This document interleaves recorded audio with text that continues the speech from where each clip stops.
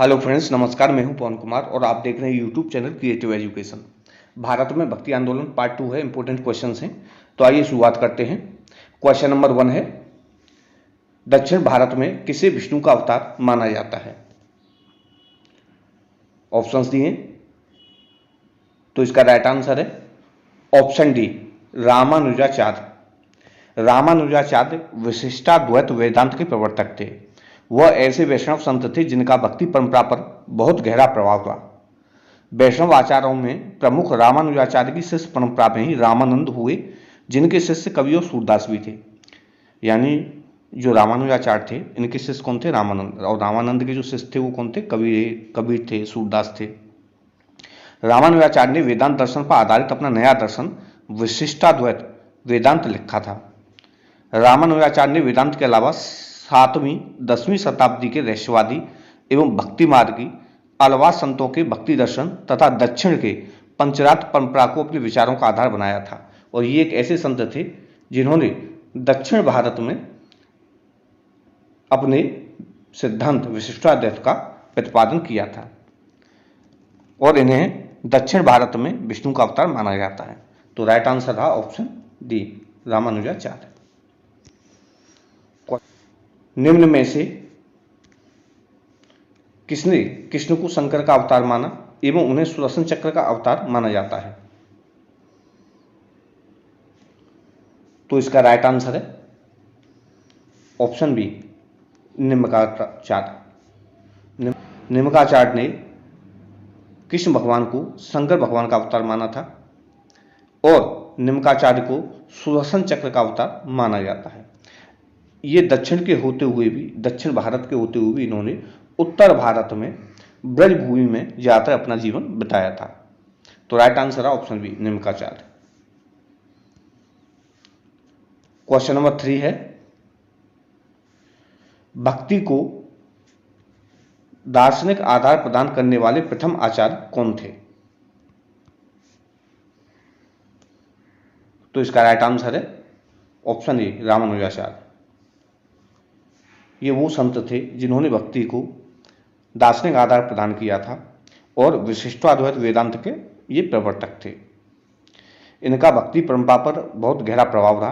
वैष्णव आचार्यों में प्रमुख रामानुजाचार्य की शिष्य परंपरा में ही रामानंद हुए, जिनके शिष्य कौन थे?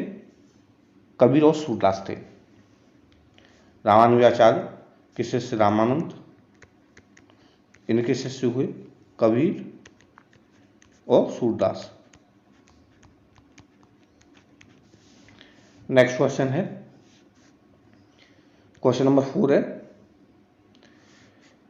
महापुरुषी धर्म एक शरण संप्रदाय के संस्थापक कौन थे? तो इसका राइट आंसर है ऑप्शन डी, शंकरदेव। शंकरदेव ने जाति प्रथा की निंदा की और जनता में इनकी मातृभाषा द्वारा अपने विचारों का प्रचार किया। उनके धर्म जो सामान्यतः महापुरुषी धर्म के रूप में जाने जाते हैं, इनका असम के जनजीवन के सभी पक्षों पर बहुत ही दूरगामी प्रभाव पड़ा था। तो महापुरुषी धर्म यानी एक शरण संप्रदाय के जो संस्थापक थे वो थे शंकरदेव। और इन्होंने इसका जो मुख्य रूप से प्रचार प्रसार किया था वो कहाँ किया था? असम में।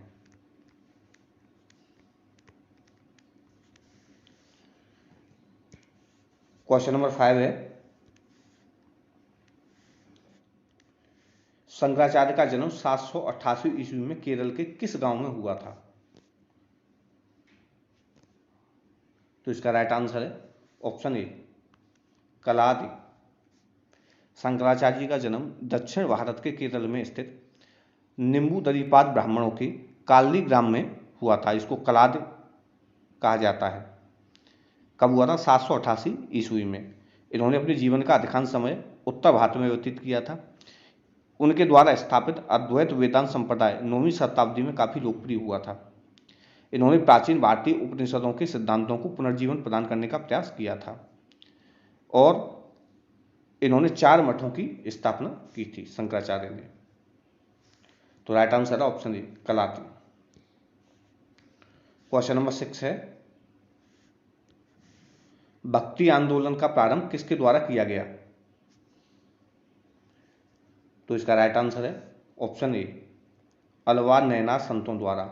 जो अलवा संत थे ये वैष्णव थे और जो नैना संत थे वो शैव भक्त थे। तो भक्ति आंदोलन का आरंभ दक्षिण भारत में अलवारों एवं नैना संतों द्वारा किया गया था। ये उत्तर भारत सहित संपूर्ण दक्षिण भारत में फैल गया। इस हिंदू क्रांतिकारी अभियान के नेता कौन थे? शंकराचार्य, जिन्होंने अद्वैतवाद सिद्धांत का प्रतिपादन किया था। ये एक महान विचारक और जाने माने दार्शनिक थे। तो राइट आंसर था ऑप्शन ए, अलवा नैना संतों द्वारा। क्वेश्चन नंबर 7 है,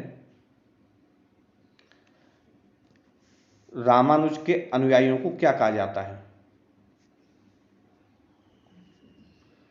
तो इसका राइट आंसर है ऑप्शन बी, वैष्णव। वैष्णव संप्रदाय भगवान विष्णु और उनके स्वरूपों को आराध्य मानने वाले संप्रदाय हैं।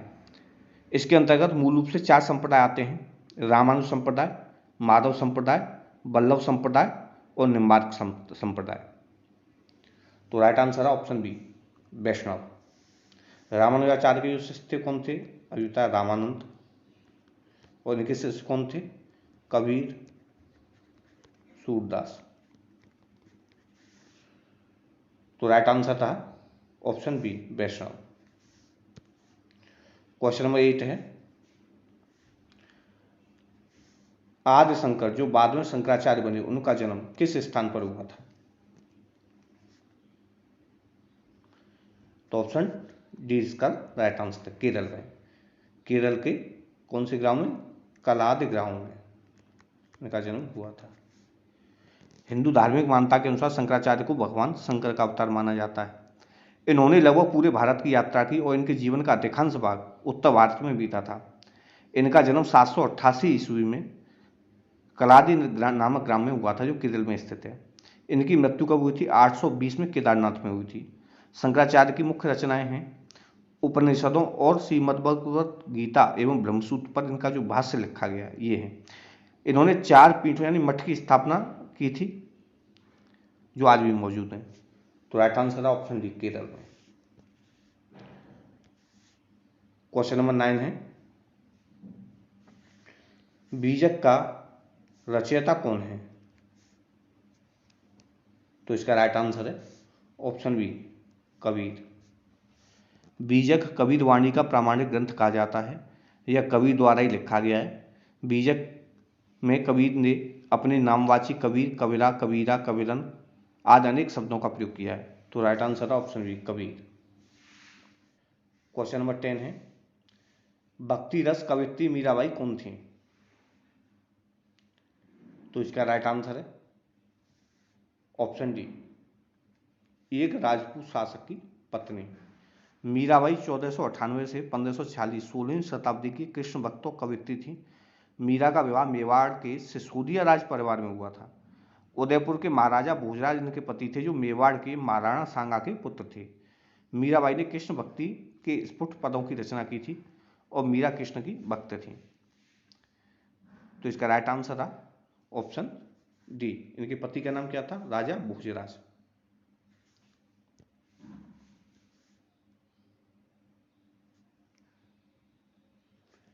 क्वेश्चन नंबर 11 है, बुद्ध और मीराबाई के जीवन दर्शन में मुख्य समानता क्या थी? तो इसका राइट आंसर है ऑप्शन सी, संसार दुखपूर्ण है। ये बुद्ध और मीराबाई के जीवन दर्शन में मुख्य समानता थी। बुद्ध ने भी संसार को दुखपूर्ण बनाया और मीराबाई ने भी संसार को दुखपूर्ण बताया था। तो राइट आंसर है ऑप्शन सी, संसार दुखपूर्ण है। क्वेश्चन नंबर 12 है, ब्रह्म सत्य है और जगत मिथ्या, ब्रह्म या माया है, यह किसकी उक्ति है? तो इसका राइट आंसर है ऑप्शन ए, शंकराचार्य। ब्रह्म सत्य है और जगत मिथ्या यानी ब्रह्म या माया है, यह शंकराचार्य की उक्ति है। आदि शंकराचार्य अद्वैत वेदांत के प्रणेता थे। इनके विचारोपदेश आत्मा और परमात्मा की एक रूपता पर आधारित हैं। इनके अनुसार परमात्मा ही समय में सगुण और निर्गुण दोनों ही स्वरूपों में रहता है। तो राइट आंसर है ऑप्शन ए, शंकराचार्य। क्वेश्चन नंबर 13 है, निम्नलिखित में से किसे कुछ विचारकों ने प्रच्छन्न बौद्ध की संज्ञा दी है? प्रच्छन्न बौद्ध की संज्ञा दी है। तो इसका राइट आंसर है ऑप्शन बी, शंकराचार्य। आदि शंकराचार्य का काल 7 से 8वीं सदी में माना जाता है। इनका जो जन्म स्थान था वो कहाँ था? केरल के कलादिग्राम में, 7 से 8वीं सदी में। यह वह काल था जब हर्ष के बाद बौद्ध धर्म के संरक्षक कमजोर होते दिख रहे थे। ऐसे में शंकराचार्य बौद्ध परंपरा अपना के बौद्ध धर्म को समाप्त करने पर निकल पड़े थे। तो बौद्ध परंपरा के शून्यवाद और विज्ञानवाद की नकल करके वो ब्रह्म अद्वैतवाद का गठन करते थे। इसलिए रामानुज और अन्य आधुनिक विद्वानों ने इन्हें प्रच्छन्न बौद्ध की संज्ञा दी थी। तो राइट आंसर है ऑप्शन बी, शंकराचार्य।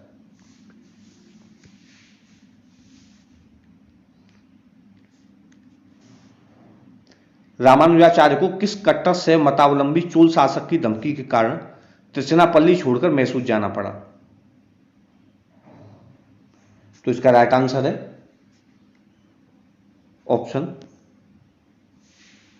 सी, कुलोत्तुंग। ये दक्षिण के राजा थे। रामानुजाचार्य को इनके शैव मतावलंबी होने के कारण इन्होंने धमकी दी थी, तो इनको त्रिचनापल्ली को छोड़ करके मैसूर जाना पड़ा था। तो राइट आंसर रहा option C, Kulottunga. Question number 15 है, रामानुजाचार्य को होयसल वंश के जैन मत धर्मावलंबी शासक विट्टिक को वैष्णव धर्मावलंबी बनाने में सफलता मिली। विट्टिक ने अपना नाम बदलकर क्या रखा? तो इसका राइट आंसर है ऑप्शन ए, विष्णुवर्धन। विष्णुवर्धन होयसल वंश का एक और प्रतापी राजा था जो 1110 ईस्वी में द्वार समुद्र की राजगद्दी पर आरूढ़ हुआ था। इसने 1141 ईस्वी तक राज्य किया और अनेक युद्ध किए तथा अपने राज्य का विस्तार किया। प्रारंभ में यह जो शासक था जैन मतावलंबी था, किंतु प्रख्यात वैष्णव आचार्य रामानुज के प्रभाव में यह वैष्णव मतावलंबी हो गया। मत परिवर्तन के बाद उसने अपना पहले का नाम विहदेव या विहिव त्याग दिया और विष्णुवर्धन नाम धारण किया। क्वेश्चन नंबर 16 है, किसने भक्ति के क्षेत्र में शूद्रों को भगवत दर्शन व मोक्ष का अधिकार देकर उन्हें इस्लाम धर्म स्वीकार करने से रोका? Option A, Ramanujacharya. इन्होंने भक्ति के क्षेत्र में शूद्रों को भगवत दर्शन व मोक्ष का अधिकार देकर उन्हें इस्लाम धर्म स्वीकार करने से रोका था। तो राइट आंसर है ऑप्शन ए, रामानुजाचार्य। इनके शिष्य कौन थे? रामानंद। रामानंद के शिष्य कौन थे? कबीर और सूरदास। इन्होंने जो सर्वाधिक भक्ति प्रचार किया था, कहाँ किया था? दक्षिण भारत में किया था।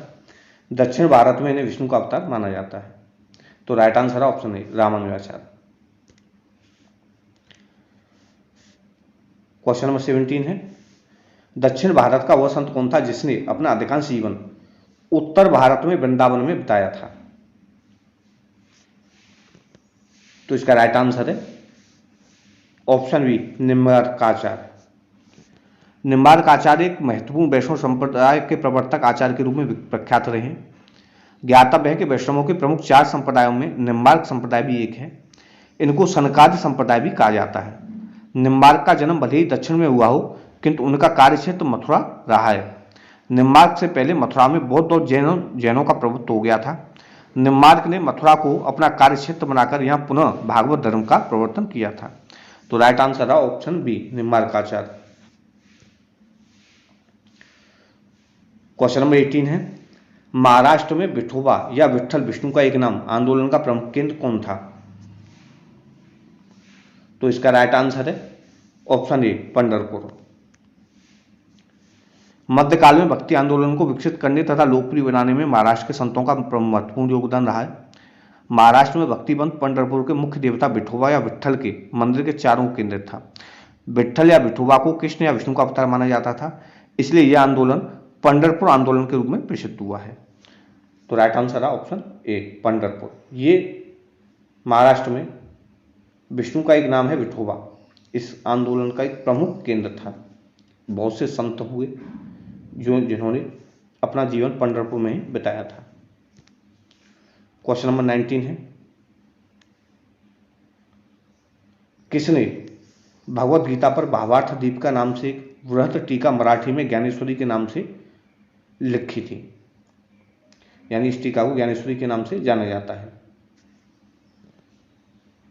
तो इसका राइट आंसर है ऑप्शन ए, ज्ञानदेव। ज्ञानेश्वरी महाराष्ट्र के संत कवि ज्ञानेश्वर द्वारा मराठी भाषा में रची गई श्रीमद् भगवत गीता पर लिखी गई सर्वप्रथम भावार्थ रचना है। गीता में कुल 700 श्लोक हैं, जिनका मराठी भाषा की 1000 पंक्तियों में अत्यंत रसपूर्ण शब्द विवेचन किया गया है। संत ज्ञानेश्वर महाराष्ट्र के 13वीं सदी के महान संत थे। संत ज्ञानेश्वर की गणना भारत के महान संतों मराठी कवियों में होती है। ये संत नामदेव के समकालीन थे और इनके साथ इन्होंने महाराष्ट्र का भ्रमण कर लोगों को ज्ञान भक्ति से परिचित कराया और समता संभाव का उपदेश दिया था। तो राइट आंसर है option A, Gyandev. Question number 20 है, यदि संस्कृत देव भाषा है तो क्या मेरी मातृभाषा मराठी यानी 10वीं भाषा है? यह उक्ति किसकी है? तो इसका राइट आंसर है ऑप्शन बी, एकनाथ। प्रसिद्ध मराठी संत एकनाथ जी का जन्म हिंदू कैलेंडर के अनुसार चैत्र कृष्ण की षष्ठी को पैठण में हुआ था। इनकी रचनाओं में श्रीमद् भागवत एकादश स्कंद की मराठी टीका, रुक्मणी स्वयंवर, भावार्थ रामायण आदि प्रमुख हैं। संत एकनाथ ने जिस दिन समाधि ली थी वह दिन एकनाथ षष्ठी के रूप में मनाया जाता है। तो राइट आंसर था ऑप्शन बी, एकनाथ। ये जो वाक्य है ये संत एकनाथ का है। तो दोस्तों ये थे इंपोर्टेंट क्वेश्चंस, 20 इंपोर्टेंट क्वेश्चंस हैं। वीडियो आपको कैसा लगा कमेंट बॉक्स में कमेंट करके जरूर बताएं। ये वीडियो देखने के लिए आपका बहुत बहुत धन्यवाद।